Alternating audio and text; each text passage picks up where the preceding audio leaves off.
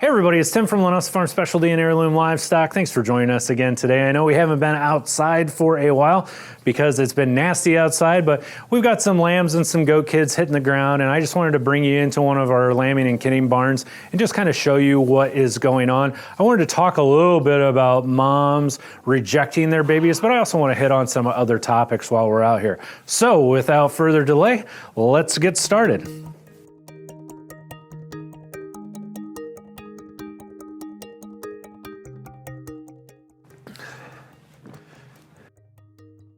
So we're out in the barn. You know, we've done videos in the past talking about lambing and birthing and all that stuff. We get a lot of calls from people, and I had an interesting call the other day that kind of jogged my memory a little bit. And the individual said, you know, when my sheep and goats have babies, We're not friends. He said, when my sheep and goats have babies in the middle of the night, or if, you know, early in the morning, I come out there and find them, they seem to be doing fine, but it seems like every time I'm there, there's a problem. And I'm like, did you ever consider that you're the problem? And he was like, no. We kind of walked through you having a baby, and he said, well, you know, the ewe will have a baby, and she lays down, and I get everybody away from her, and then if I need to help, I pull the baby, and then once I pull the baby, I dry the baby off, and I check the baby, and then I make sure that it's breathing, and then I'm like, whoa, like, stop. It seems like the common denominator here where a lot of people are having problems is because they're getting way too involved when the ewes and the does are having their babies. And so I just kind of wanted to go over today some things that you may want to consider when having does deliver their babies or having ewes deliver their baby. And the very first one that I want to say is, you need to calm down. If you watch a ewe or a doe have a baby and they're not having any problems, then I don't want you to get involved. Obviously, if they're having problems, that's a whole nother video series, but if they're not having any problems, I don't want you to get involved. They deliver that baby, just leave them be. Unless there's a reason that you need to get involved, just leave them be. It's okay if you really have to get involved to go in there and grab that baby and bring him around to the front of mom and drop him or her off, and let them start cleaning them.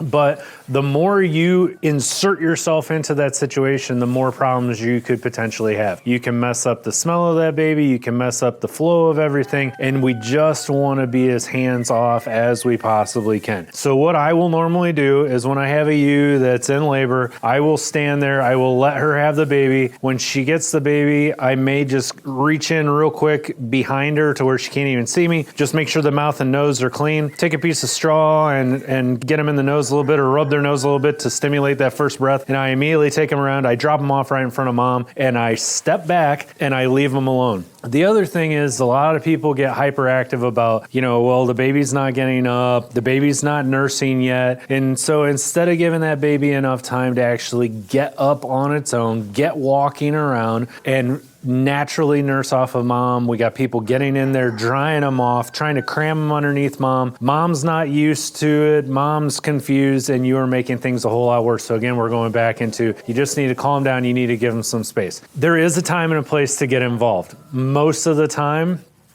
that's not going to be the case. A couple tips that you can keep in mind. We're in one of our lambing areas today. You notice that we have some lambing jugs set up. This is the same for our goats. We have some baby goats in here as well. We've got this nice open area in here that's bedded down. We have a few moms that have babies on them in here, but we've got this nice open area. We've got it bedded down, and this is where we want our moms to have their babies. We do not want our moms to deliver actually in the lambing pen. The lambing pen is a little bit too small. You may hear this referred to as a jug as well. So a lambing or kidding pen, or a lambing and kidding jug. We want them to have their babies out in the open. It gives them more room to move around. As soon as that mom and that baby or babies are done with delivery, we immediately move them into the pen, and we're going to keep them in there for at least 1 day for our experienced moms. If I can, I like to keep them in there for up to 3 days. This is a low stress environment where the mom can get used to the baby. She doesn't have to compete for food. The baby gets used to her. They're able to bond with one another before we move them back out into the population of the other moms and their babies. If you're lambing on pasture, if you're kidding on pasture, and this doesn't pertain to you, fine. That's cool. You don't even really need to watch unless you're just watching for funsies.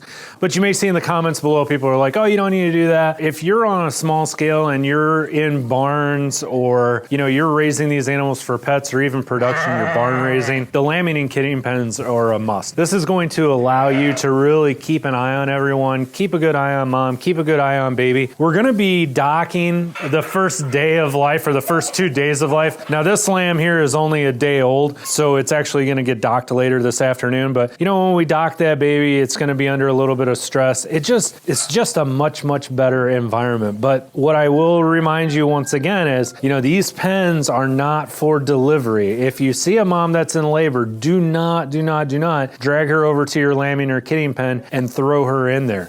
If they have multiples, a lot of times what they'll do is, as they're up and moving around and flip-flopping around when they're in labor, a lot of times they will crush one of those babies, and it's just not good. We have dedicated lambing and kidding pens on another part of the farm that you may have seen in some of our other videos. I wanted to make this video here today just to show you that you can very easily set up a lambing or kidding pen with just a couple of fence pieces, some zip ties, whatever it is that you need. You don't need a dedicated area. You can just take these down, set these up as needed. We have a lot of these. So this morning we had 5 or 6 of them set up. As we cut those moms and babies loose, we just take them down. You don't need to reinvent the wheel when it comes to these.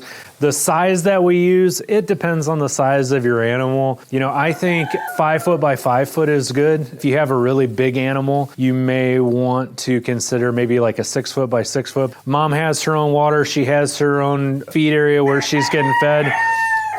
We do have our heat lamps hooked up, although I have my heat lamps hooked up to a thermostat, so they're only coming on when it's below freezing. The lambs really only need the heat lamp just until they get up and get going. Once they get up and get going, unless it's really, really cold, they don't even need the heat lamps. If you've had a mom that's never rejected a baby before, the first thing I want you to do is look at the bottom teeth, the milk teeth on these babies. This gal's probably not gonna let me grab her. If you open up their mouth and you look at the teeth on the bottom of their mouth, if they're really, really sharp, you may need to take a file and kind of knock the edge off of them. You may also be able to look at mom's teat and notice if there's any marks on there where the baby's been biting. That can be a reason why mom will reject them. If you get sale barn moms, they're usually at the sale barn for a reason. So I would tell you, if you buy an animal at the sale barn and it's rejecting its babies, or if you're having problems with the babies, she was probably at the sale barn for a reason, and you probably need to get rid of her. To be quite honest with you, if we get a mom that has a baby and they reject them, they're rejecting those babies, they're gone. It's not worth it to me. Economically, it's not worth dealing with. I will hear people that say, oh, I'm going to give them another shot. They're a first-time mom, things like that. There's plenty of first-time moms out there. A majority of the first-time moms do not have any problems with doing what they need to do at all. That it is not normal for a first-time mom to reject her babies. That is not normal. A mom that has had babies and taken care of babies before that doesn't have any problems with her bags, it's almost unheard of that she's going to reject her babies. But again, if you get them at the sale barn, they probably need to go back to the sale barn. So that's my little kick there telling you, you need to be cautious if you're buying a mom that you don't know anything about. Overcrowding is another big one. When it comes to having this open area where you don't have them packed in here, that can help out a lot with moms getting confused and rejecting their babies. A lot of these moms are going to have their babies either at sunup or sundown. That is kind of a survival instinct that's built into them. If they're having that baby when it's dark, it's much, much harder for a predator to get up and on them and to get a hold of that baby before that baby's up and walking around in the daylight. That's not to say that they're all going to do that. We do notice some of our first-time moms will have their babies more towards the afternoon time period, period. Generally speaking, your more experienced moms that are tuned in well will tend to have their babies either right before sunup or right after sundown. There's some thoughts that time of day of feeding has something to do with that. I don't really know if that's accurate or not. We've fed different times of the day. We've gone from morning feeding 1 year to evening feeding the next, and it seems like it doesn't have that much of a profound effect on what time of day that they're having the babies. You can see that we've marked the babies. You've seen the little numbers on the side of them. That number is a paint that we brand onto them with a paint, not a hot brand, it's just paint brand. You put the number on them. And we also put the number on the side of mom. So for instance, we've got number 3 here, and his mom has a number 3 on her as well. If you look on her side, you can see she's got a number 3 on her as well. And the reason we do that is so when we do cut them loose, at a glance, we can just look at them and we can see which baby belongs to mom. You can see also that they will get a little bit of a mess made on them sometimes. If the paint doesn't completely dry before mom gets a hold of them, it washes right out. It's not the end of the world. You can still see their number 1 with on that royal white there. It's not the end of the world. It can make a little bit of a mess. I don't like ear tagging really early in life. We used to ear tag really early in life, and it seems like they just end up getting it caught on something and they tear it. And for the club lambs that we sell, it just ends up messing them up, and it's not worth it to me. We don't mark everyone. We have, I don't know where my little dapple friend went. Do you know where my dapple buddy went, Lindy? No. Oh, he's in here sleeping. He was hiding over here. Yeah, he's smart. Look at him.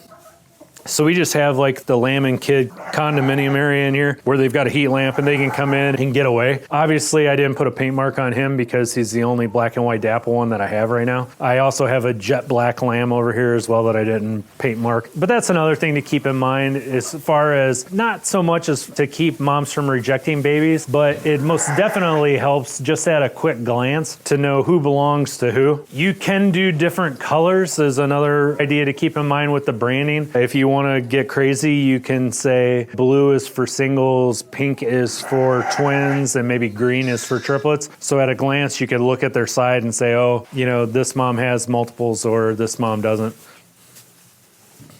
But yeah, that's another day old one. Yeah, I see you, buddy. He's a little hunched up. He's a little cold.